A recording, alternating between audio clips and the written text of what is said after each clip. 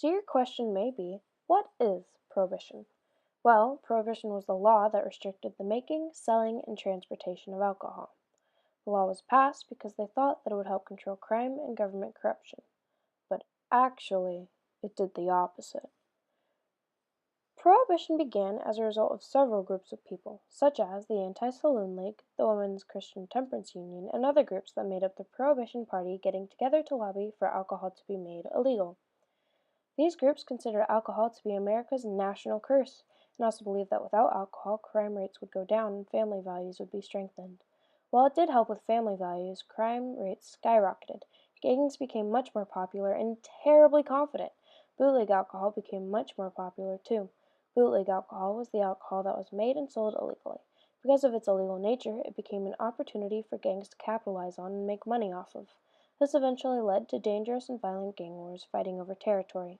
This became extremely evident on the St. Valentine's Day Massacre.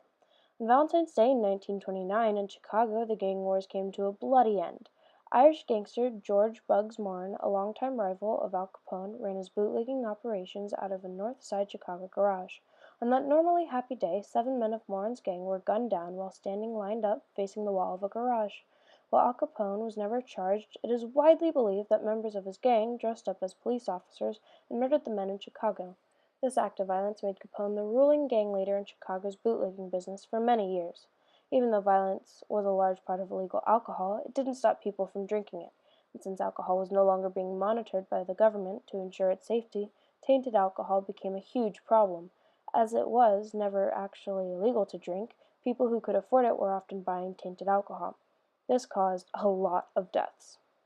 In fact, 1,000 Americans died each year as a result of drinking tainted alcohol. Thousands of jobs were lost because breweries, distilleries, and saloons were put out of business. While it was expected that since people weren't buying alcohol, they would buy other things. That didn't happen.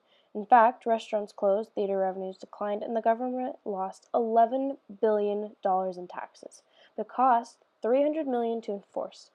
Due to the violence and loss of revenue, Prohibition lost popularity with the general public in the early 1930s. As a result, in 1933, the 21st Amendment to the Constitution was passed and ratified, ending national prohibition. Even though prohibition was officially over, some states continued prohibition by maintaining temperance laws. These laws also eventually fell out of favor and were taken off the books.